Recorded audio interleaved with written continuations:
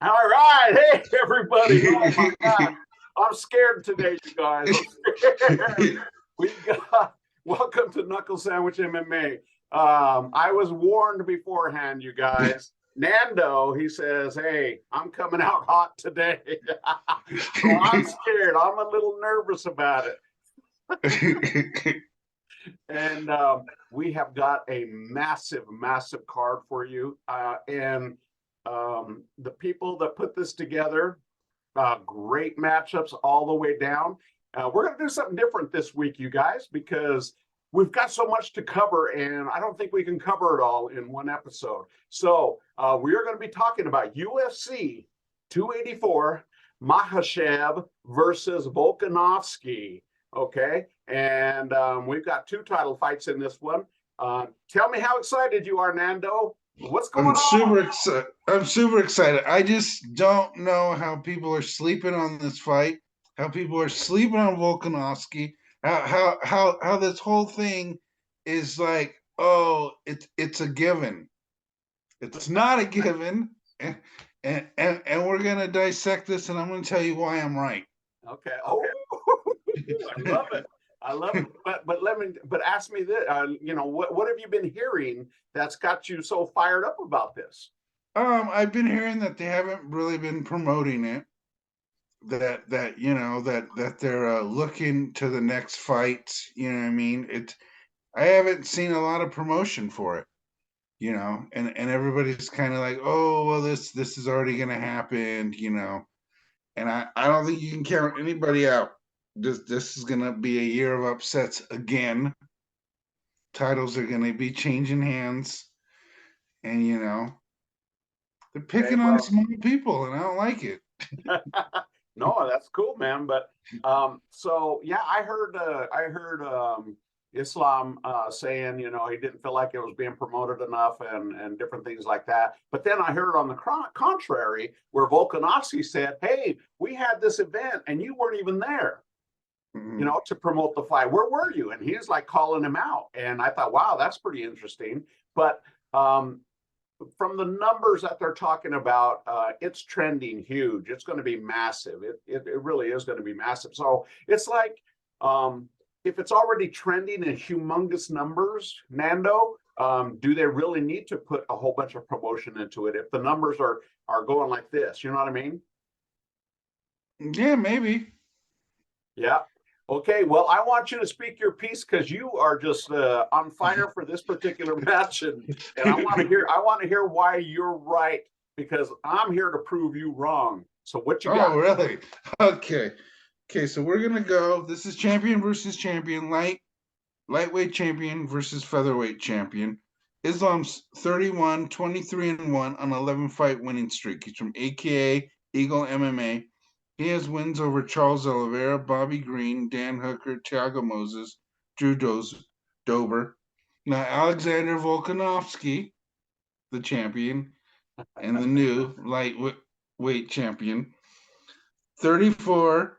He's a 21 and 1 fight streak. 22. Well, he's 25 and 1, 22 win streak.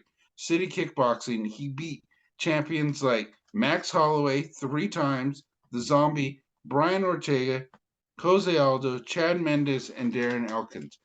So here's the thing. Everybody is saying that Islam's going to win because he's the bigger guy. Let me tell you, stat wise, the lightweight always wins when he goes up to the weight class.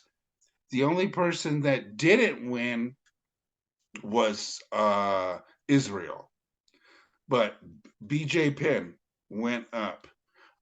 Randy Couture went up. Connor went up. Manny Nunez went up. They have the speed advantage. And people are saying Islam's so much greater. I feel like you would know this term. I feel like they're selling wolf tickets here. I think I think that the size of Volkanovski is to his advantage. Islam's never fought somebody that small, that compact. He's not going to be able to get him down and keep him down. I mean, he's a small guy, and he'll get back up. They're saying Brian Ortega, almost submitted him. Islam's not Brian Ortega. he's a great wrestler, but he's not Brian Ortega. He doesn't have what Ortega has as far as jiu-jitsu and That's grappling. true. And I think that this is how it's going to play out. I think that Volkanovski is going to go in there, and Islam's going to try to take him down, and he's going to take him down, but it's going to wear on him.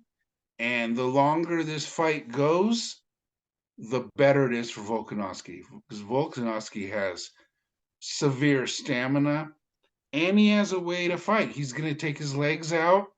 He's gonna punch him. He's not gonna be where Islam is saying you cannot.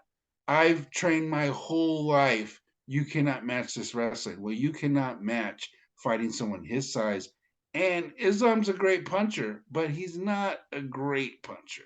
You know what I mean? Well, he's not elite, that's for sure. He's not an elite No, he's fighter. definitely not what Volkanovski is in that camp. And the thing about that camp is they study. They're not like these other people, Charles Oliveira. They go in there and they have this style. No, he's been studying from day one. Positions. He was grappling with Craig Jones, was his Olympic. He was an absolute champion in grappling, which absolute means all weight classes.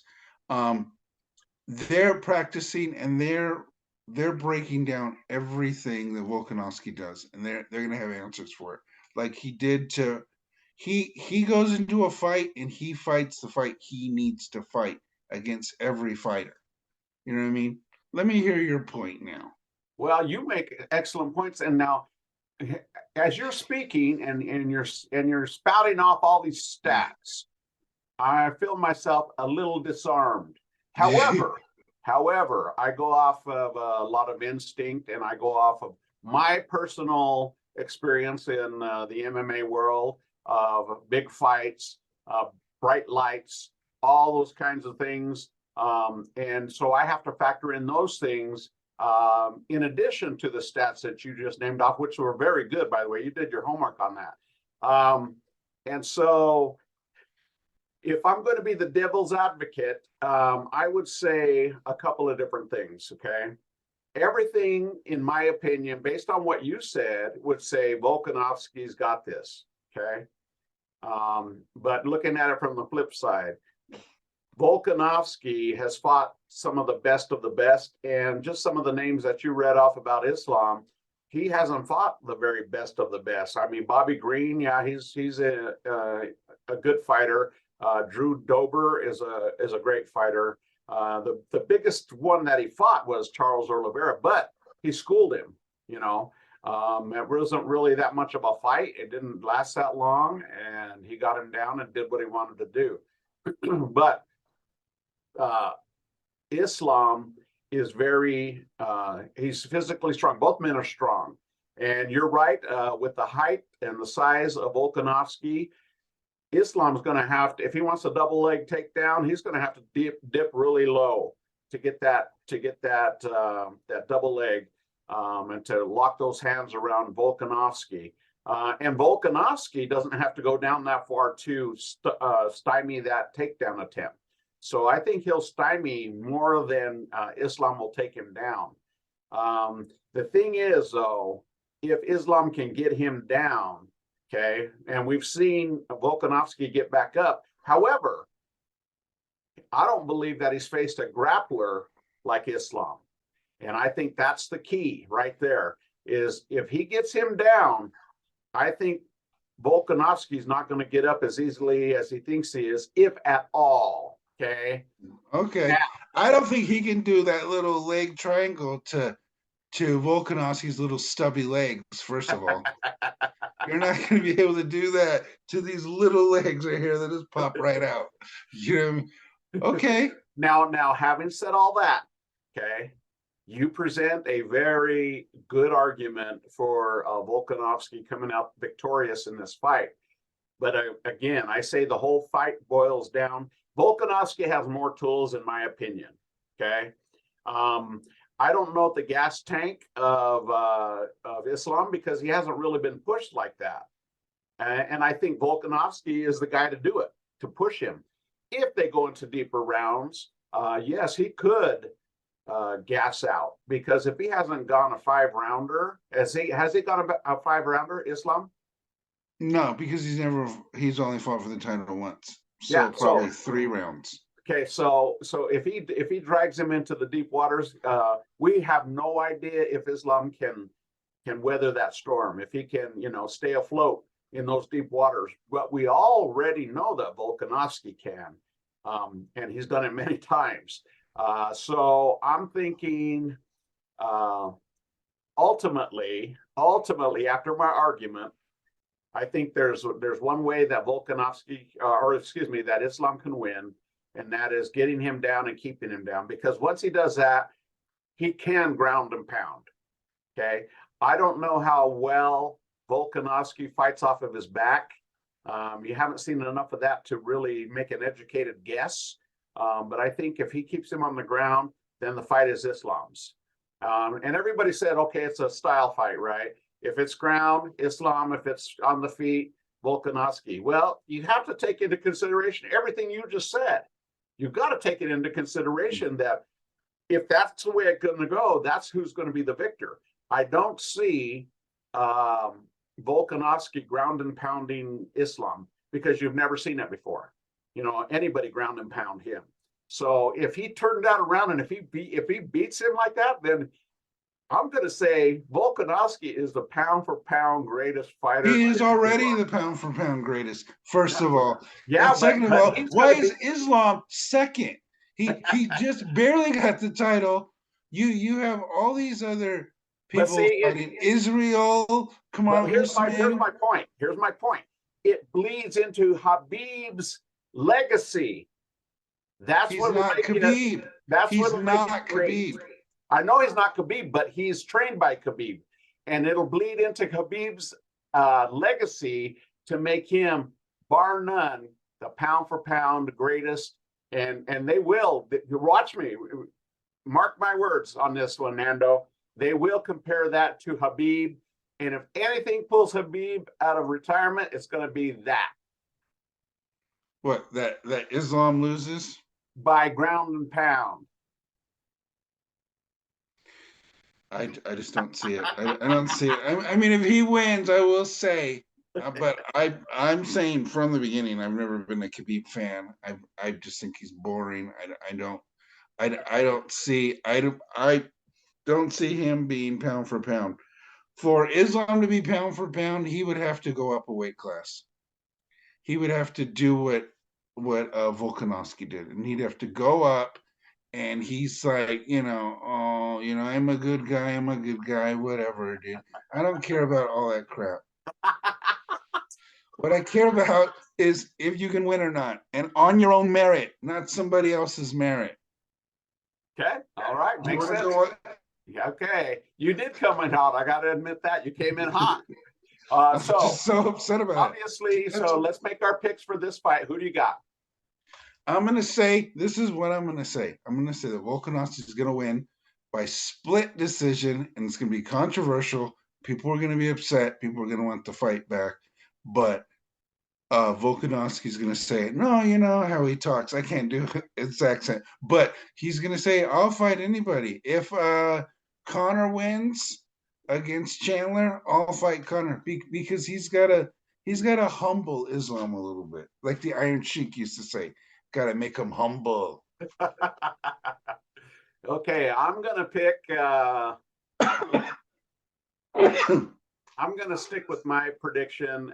If it's a ground fight, I'm picking Islam. If it's a stand-up fight or even grappling, I'm gonna pick Volkanovski.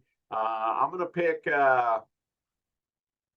go against the grain, and I'm gonna pick Islam by TKO or submission. That's also another thing I want to talk about. He's talking about he's going to knock out Volkanovski.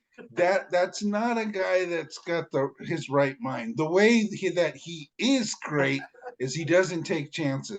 Why would he do something like that? He's going to get himself okay.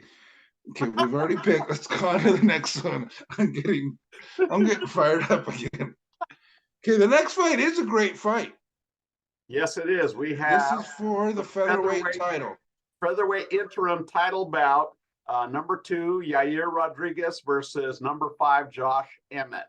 And this one for Emmett, in my opinion, is a long time coming. He's been working really hard. He's been winning. He had some injuries in the past that have kept him out. Yair Rodriguez also has some long layoffs, contract disputes, different things like that, wanting bigger fights.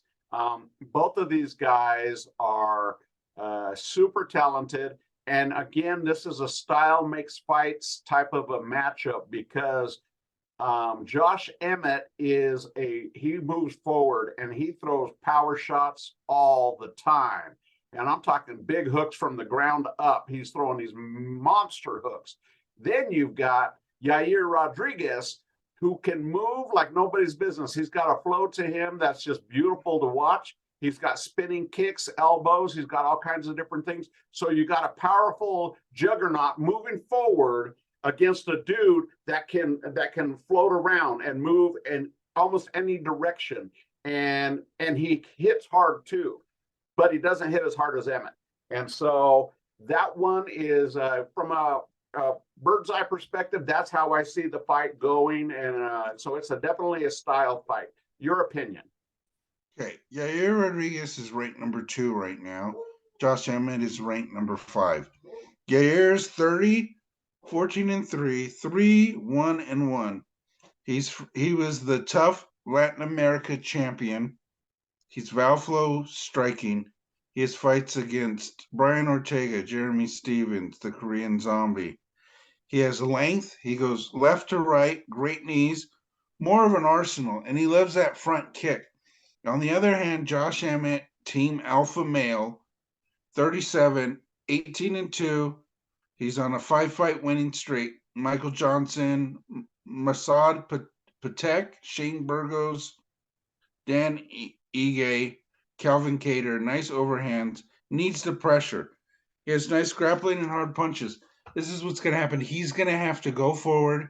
He's going to have to swing, but he's going to have to be more calculated in this fight because Yair has a lot of kicks and a lot of punches that come down the middle. And that's really the great counter to Josh Emmett because Josh Emmett comes like this and Yair comes right down the middle. So he can counter. He has pretty good jiu-jitsu. He doesn't like, if you remember when he fought Frank Yeager, they said Frank Yeager was done. Frank Yeager grabbed him, pinned him to the ground, and just beat him. So that's pretty much what Josh Emmett has to do. He has to take him down. He has to work on those legs because that's gonna nullify all this movement left to right. And then he'll do a straight kick to a spinning elbow. He likes to mix it up, and I think he's still gonna mix it up, and I just feel that Yair is gonna catch Josh Emmett. I think this is Josh Emmett's time to shine, but I don't know. I think Yair is on the rise. He's one of the fighters that hasn't fought Volkanovski, so it would be a great fight for Volkanovski. But I think Volkanovski wins that fight also. Well, based on what you just said and thinking about it also, I think almost the opposite on that. I think that Yair is going to start kicking Emmett's legs, and he's gonna work those legs because he's moving forward. And Yair is a great counter striker, and that's where his bread and butter is. Counter striking, man. Like the way he knocked out the Zombie, he was losing that fight, and then boom, out of nowhere, it captures him on the temple. But I think that Yair is going to pull something different on Emmett because of his forward motion. If he can weaken those legs just a little bit, can cause him some pain to put the weight on those legs, guess what? His power punches are not going to be there. They're not going to be as powerful because every time he steps on and puts weight on that leg, it's going to hurt him like nobody's business, and it's going to take a little bit away from that sting of that punch. So it sounds like to me we're both picking Yair. Is that correct? Okay. All right. That's going to be a. I predict also that one's going to be the fight of the night because Emmett, like you said, he's got a huge opportunity here. He doesn't want to lose that opportunity. And I think these guys are going to go blood and guts all the way through. And it's not going to make it to the end. I don't think it's going to be a decision. Somebody's getting knocked out or TKO'd on this fight. You don't think it's going 5 rounds? I hope it No? does. I hope it does. Because that's going to be an exciting fight. All right, next up, we have Jack Della Maddalena versus Randy Brown for the welterweight bout. What do you got on that one? Jack is 13-2, 11 fight winning streak. He's from Scrappy MMA. Great counters, great head movement, nice boxing. Randy Brown is 32, 16-4, 4-5, 4-fight winning streak. He also has great counters, great ground and pound, better grappling, great use of knees, and he's long and lanky. Now here's the thing: it's Jack is a great boxer. He has that kind of Australian boxing style that we love, but I think Randy Brown has more of a. He has better legs. He's from Jamaica. It's hard to say because it's really like I do like Jack's movement. I don't see a lot of leg kicking or whatever, but I mean, Randy Brown seems like he can take him down, but I'm not sure. Let me hear what you say first. Okay, I agree with you on the legs. I think Randy Brown, if he utilizes his leg kicks, he's going to have the advantage here because right now his leg advantage on reach is 5 inches longer. So if he can start kicking Jack's legs, that's going to, I think, be a big determination. Also, I think Randy Brown has a very straight down the middle jab. You know, that if he can land and if he can touch Jack enough, it's going to make him hesitate a little bit more. So if he makes a combination of the two, the leg kicks and the jab, it's going to open up all the other stuff for him to be able to win this fight. Jack, in my opinion, hits a lot harder than Randy Brown. And so if he catches Randy Brown will go to sleep because he hits really, really hard. He's almost kind of like a Josh Emmett. He relies on his punches a lot. And Yeah. And I think so you're going to see something similar there. But I'm going to put my money on Jack on this fight right here because I've seen he can tough out some beatings. He can tough it out, and I'm going to put my money on Jack on this one. I'm putting my money on Randy Brown then. We're going to be at odds in this whole fight card. All right. That's going to be a good fight too, though. Okay, Yeah. Now we got a heavyweight bout coming up. Next up is Justin Tafa versus Parker Porter. Give me some stats on this. Okay, Justin Tafa is 29, 5 of 3, 2 of 5. His last fight was a loss. His brother is from Glory MMA, which is a kickboxing. He has kind of like a Tai Tuivasa style. He even has a Tai Tuivasa body. You know what I mean? Parker Porter's 37, 12 and 7, 3 of 5 last loss. Nice movement, great kicks, good grappling. I think these guys are going to stand and bang this fight. I don't think the grappling is going to come into play. I think they're going to go. I think Tafa's got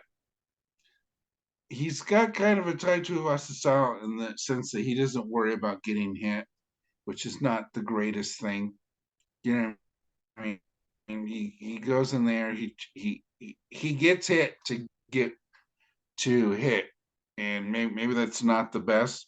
I do think he wins though, but I think it's gonna be a quick fight. It's gonna be first round. Okay. Yeah, I also see it as a quick fight because they're both going to be throwing bombs. I don't know how good Tapa's grappling or wrestling is because I've seen most of them just stand and bang. I do believe, but I've seen Parker Porter get put on the ground and he has a hard time getting back up. Again, it depends on the skill set of who's on top of you, right? But I think I think if they stand and bang, and Tafa starts getting the worst of it, he's going to try and take Porter down. If he can take Porter down, he'll ground and pound him into a TKO submission. That way, that's what I see. So I'm going to go with Tafa as well. Okay.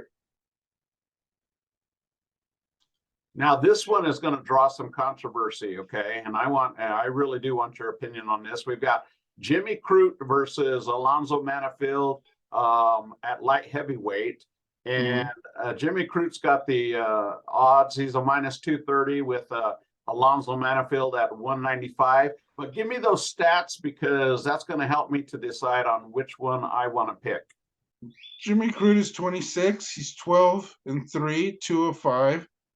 His Stewie House, Brazilian Jiu-Jitsu, lost to Jamal Hill and Anthony Smith.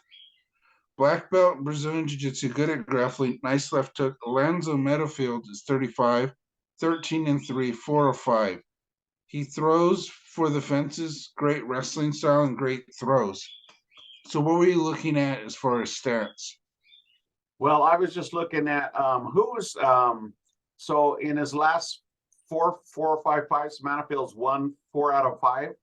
Yeah. Okay. So he's made a huge turnaround because he was kind of up and down in his earlier career, and then something happened. I don't know if he changed camps or coaches or whatever, but he's been on a tear. Yeah, he's with Saxon MMA now. It didn't ring any bells for me. Sounds like just another MMA gym, but okay. I like the way that both of these guys look. I think this is a super matchup. I think the skill sets from both.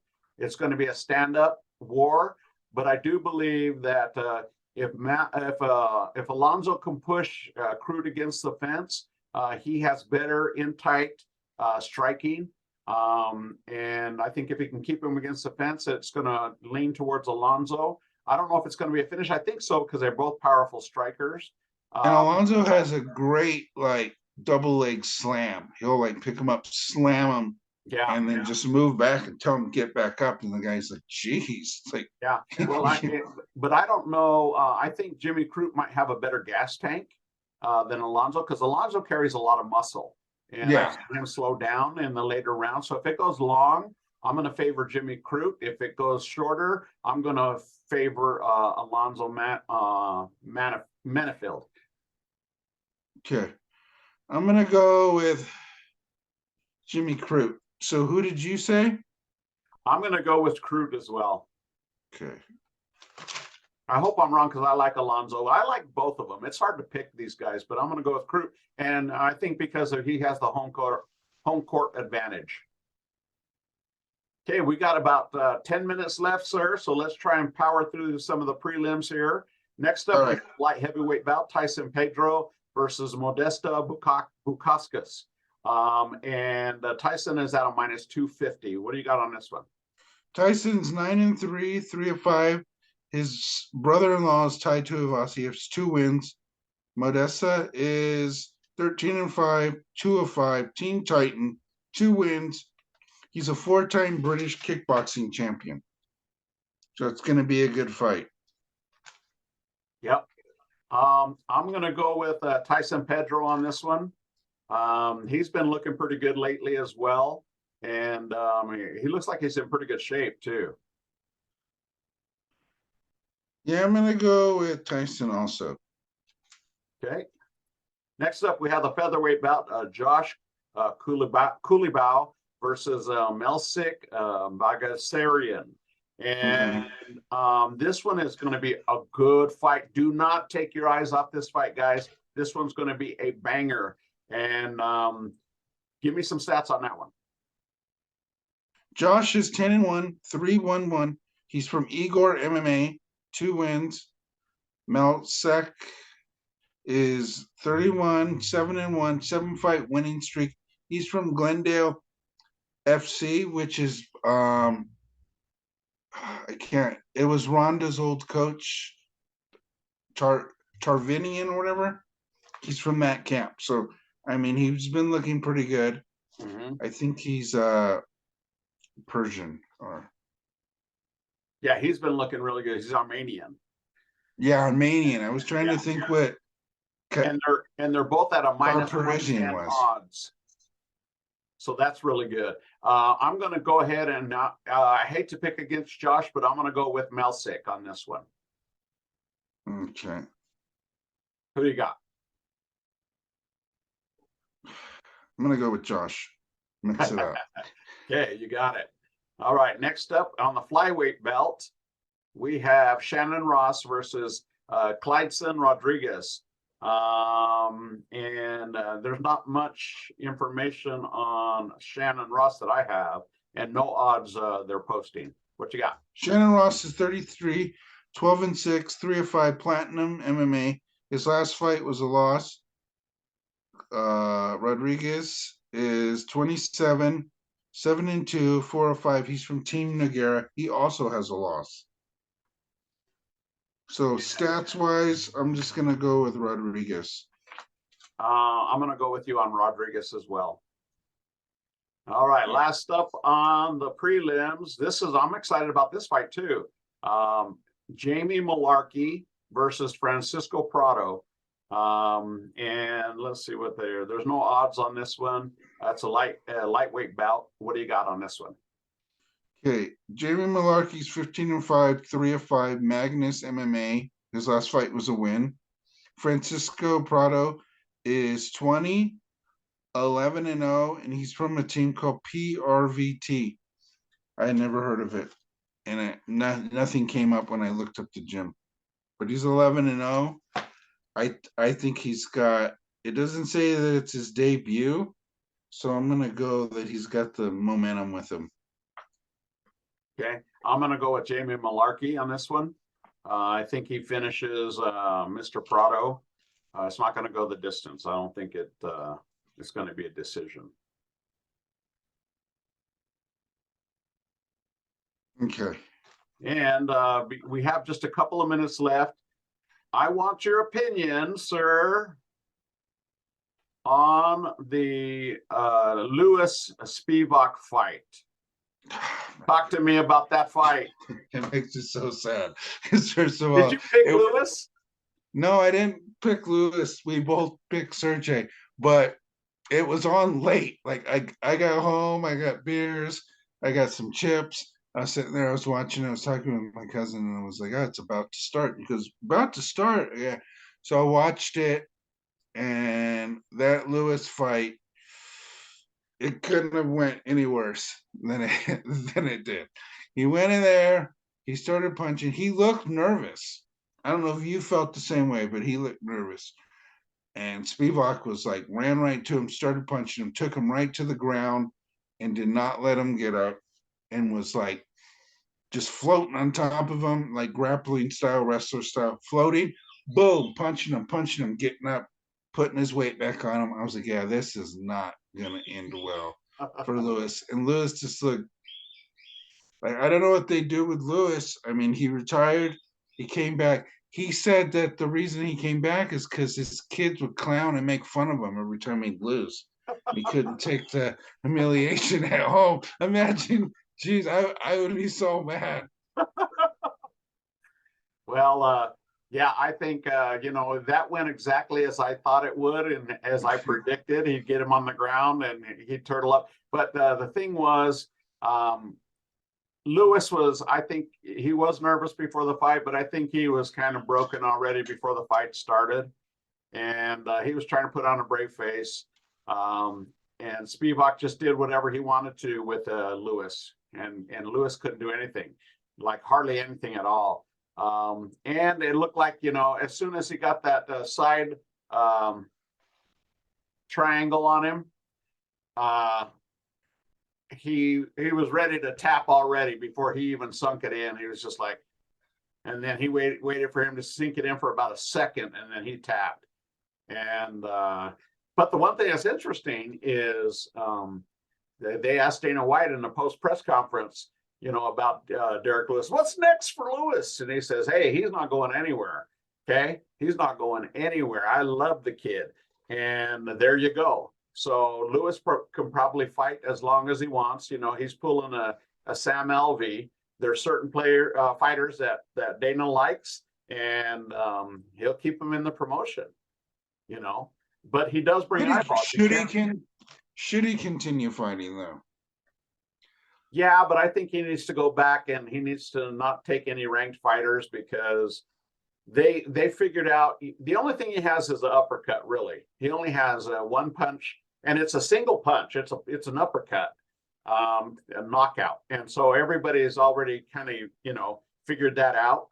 He said he was working on his wrestling in the camp before. There was no wrestling there. There was no grappling. He just laid there. But the most important thing for the UFC in my eyes is that he brings eyeballs to the fights, whether he wins or loses. A lot of people want to see him fight, and I think people want to see him win, because when he wins, it's very exciting. But when you think he could cut weight? He said he cut weight. It didn't really look like it. No, but I mean, do you think he could go down to light heavyweight, or you think no way? No way. He can't. He can't lose that weight. He likes Popeyes. He's like DC, man. Oh yeah, he gets mad at DC when DC he says bad stuff about Popeyes. I don't know if he's got sponsorship or I don't know what, but he did not like that video that DC made with he had the Popeyes and he was. All right, you guys. So that's our show for today. But I do want to remind you, this Sunday coming up, Nando and I will be at Fortified Krav Maga. Oh, it's going to be great. We're going to be that's the position that Nando's going to be in on Sunday. But we're going to go there and we're going to interview them. And we're going to see some point of view attacks. We're going to see different techniques that both Nando and I are interested in. And Nando, how excited are you for this? Super excited. A little nervous because I want, I don't know what to expect. All right. Yeah. Well, it's going to be fun, and we'll post that.